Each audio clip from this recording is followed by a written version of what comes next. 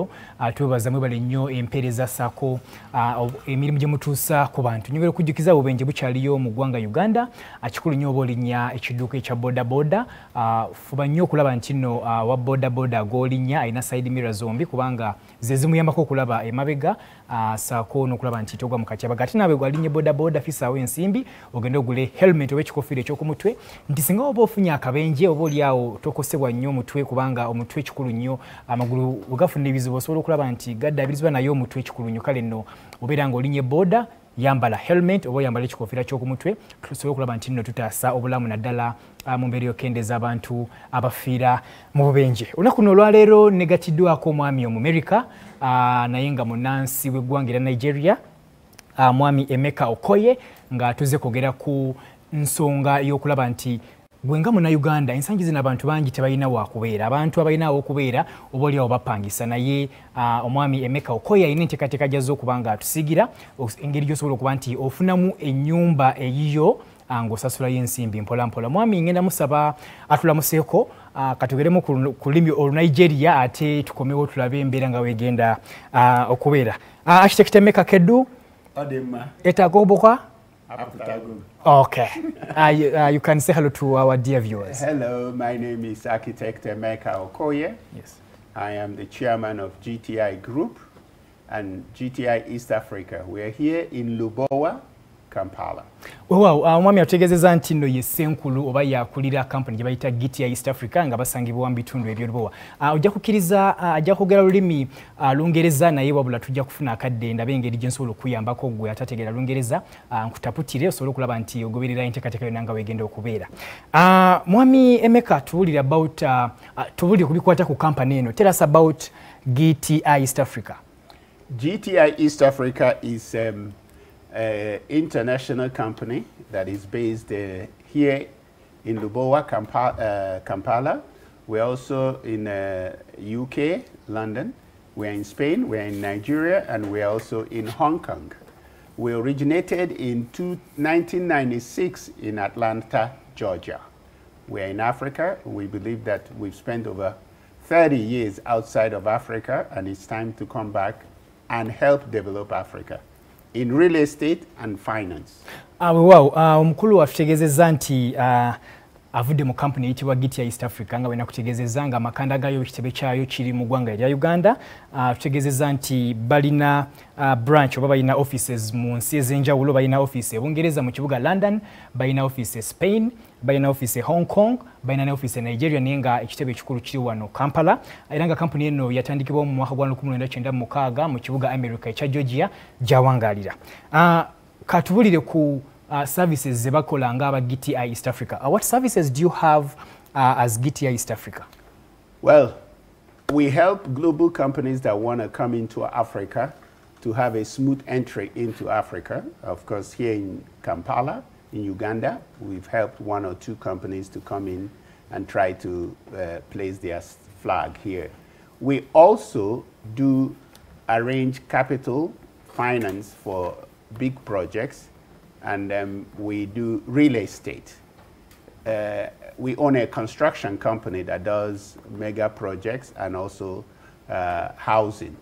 We believe that housing is the fastest way from rag to riches. So we want to make a little impact in how people own houses. Omukulu architect Emeka Okoye atutegeezezza nti company ya GTI East Africa ikola emirimu egy'enjawulo. Mulimu ogumu ku mirimu gwekola kulaba nti bayambako companies ennene eziri mu nsi ez'enjawulo okujja wano okusimba amakanda wano mu Uganda. Sako n'okulaba nti bakuwa capital naddala projects ennene nadde mwagala kuzimba luguudo wantu bakuyambako okuteekerateekera by'olina okuba ng'olina okusobola okulaba nti nno ofuna ettaka. Era n'atutegeeza nti company eno era ekola erinnyo mu mayumba.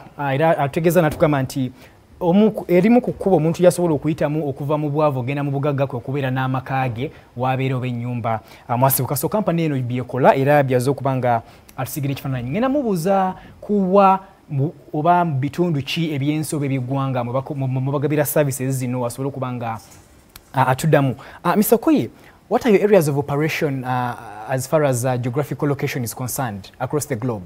Well, we started in America, 1996. I moved to America in 1992 from Europe.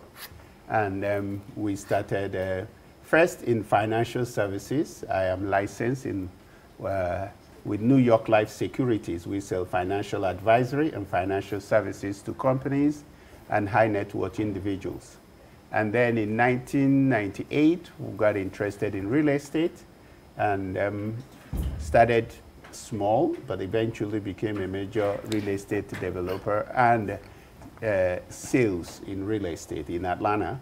And then by 2008, we felt it's time to come back to Africa. And here, we see that finance is the biggest challenge. The cost of money is very high for long-term projects. There's not much what we call patient capital. So we come up with a creative way to solve housing and financial problems.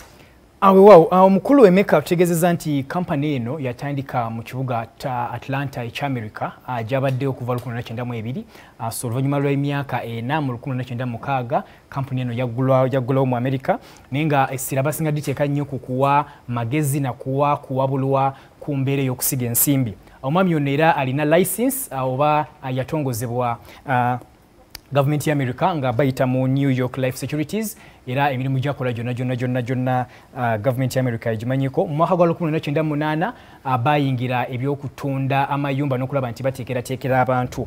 Bw'ogobera 2008 wewawo basawo ne bagamba nti kati amakanda tukoze kye tusobola ebunaayira ku lukalu lwa Bulaaya saako ne mu America kati katudde mu Africa kwe kujja mu Uganda mu 2008 naye batuuka eno Uganda mu mbeera y'okulaba nti bateekera abantu ab'okubeera saako ab'okugekeruba bakizula nti abantu bangi kisinga bakotogera nsimbi abantu balina nsimbi zibayambako kuteekateeka wakubeera kale ne basalawo bajje ne solution oba okuddibwamu okwawamu n'okusala entoto okuyamba abantu bamufuna mpola bafuna ensimbi entono okulaba nti bafuna ennyumba bwe babeera. Tell us about the Safer project. Yes, as I said, real estate and finance are going in hand. We find out that the cost of mortgage in Africa, especially in Uganda, is very high. The lowest is Housing Finance Corporation. Theirs is minimum 16–17%, and then it can go up to 25%. Across the African continent, you see it's between 15 and 30% in mortgage, which is very high. So we felt that we should come up with a crowdfunding system that would make it possible to have home ownership. If we wait for the money from the bank, the money is not a long-term fund. You cannot use short-term funds for a long-term project.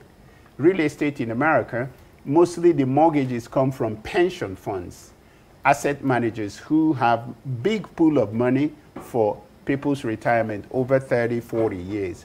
So they can loan that money at a reduced interest rate and then for the long run.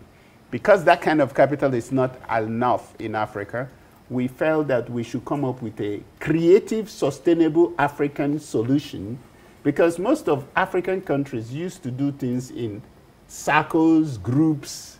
So we thought we'd create a crowdfunding system that is about helping 7 people come together, put their money together, we build the projects, we reinvest it, and it's managed by a group of trusted individuals who are independent of us, and we just do the housing, the construction, sell the houses, reinvest them, and as the money grows, we believe and we have calculated that between 5 to 7 years, each of the 7 people who contributed $3,500 or $5,000 would be able to have their own home without mortgage, without interest rate, and without having to worry what tomorrow may be. Most of us who don't have a steady income cannot be sure that they can pay mortgage for 30 years.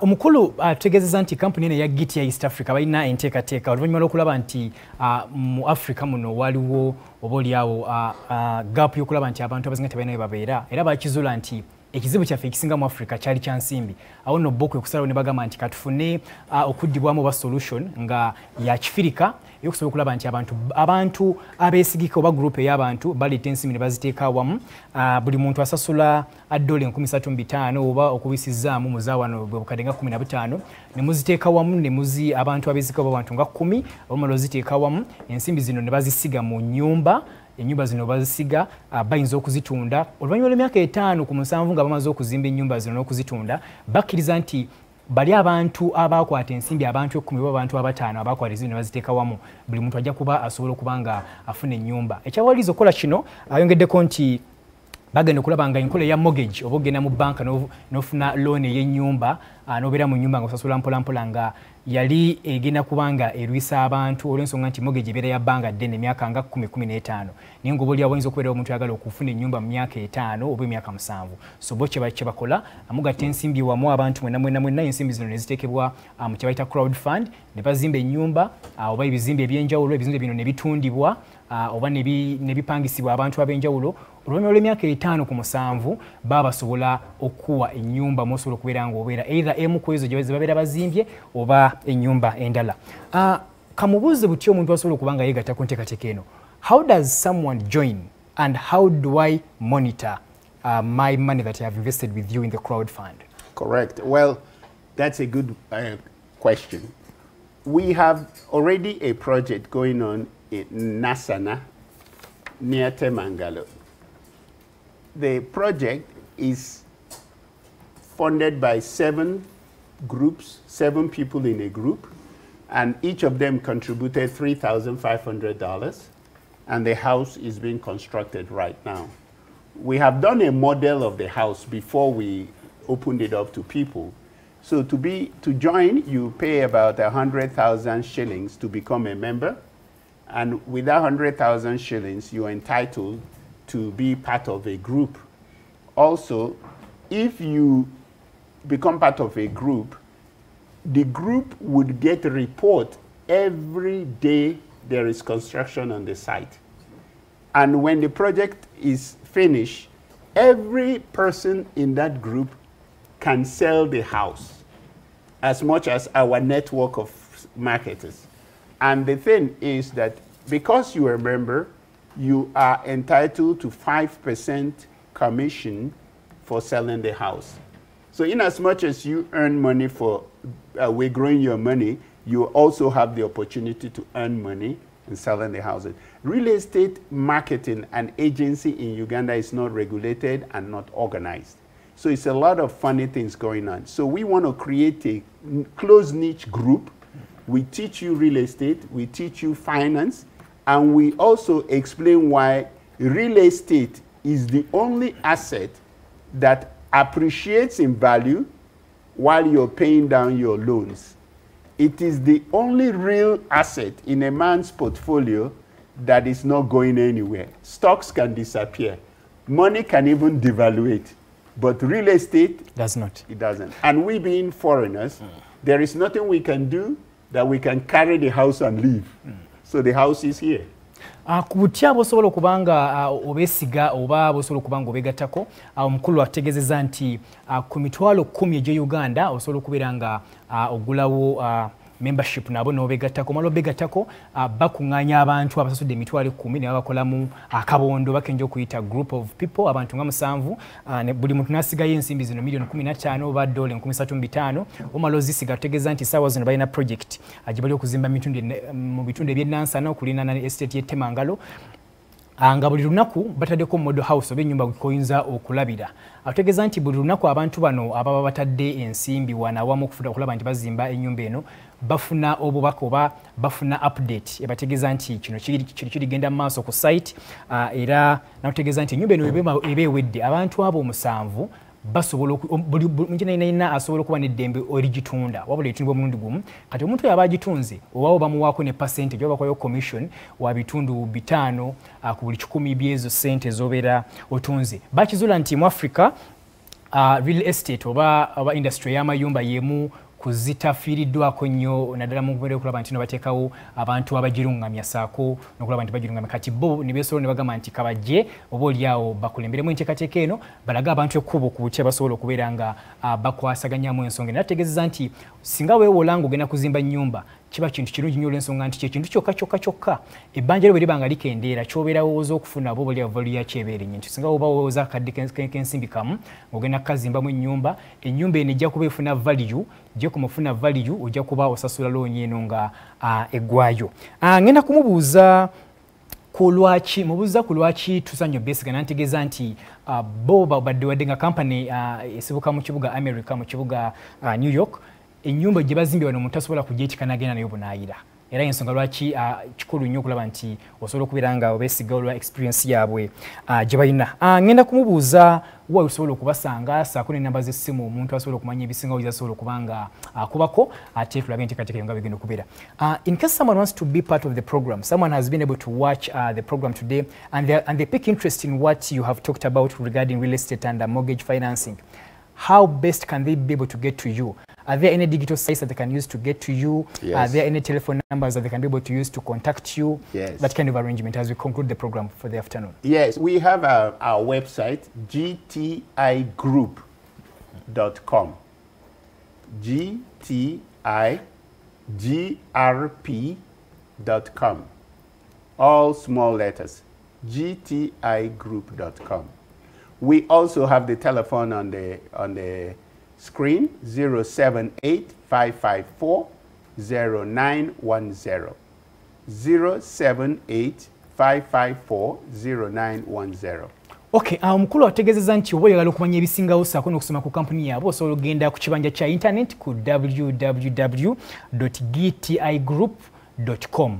gtigroup.com zonna nnyukuta ntono bw'oteeka address eyo oba ekibanja ekyo ku internet osobola okulaba ebisingawo saako ebibakwatako. Nategeeza nti oba tosobodde kozesa nkola ya internet osobola bakubira ennamba z'essimu ku noti 7722283556 oba noti 7785 540 ngenda musaba atusibule kubanga kali katulidde empinga ate tulabe enteekateeka endala nga bwegenda okubeera. Your parting shots in about a minute. Well, we have also something very special for the first 5,000 members. The house we built already in Nasana near Temangalo, we are going to put it up for winning. The first 5,000 members would qualify to win a house. So we would love to do that program of winning and giving out the house in this television. How about that? Well, wow, omukulu ategeezezza nti gwe alaba Terefayina ogenda kufuna omukisa singa obeera omu ku bantu 15 abanasooka okwegatta ku nteekateeka eno. Already waliwo abatandise okwegattako bali mu bantu nga 10 n'okudda waggulu, naye wonaabeera ng'oli omu ku bantu 15 abanasooka okwegatta ku nteekateeka eno. Ennyumba eri ezimbibwa Temangalo tebagenda kugitunda wabula bagenda kugigaba ng'ekirabo naddala eri mawalabi ba BBS TV.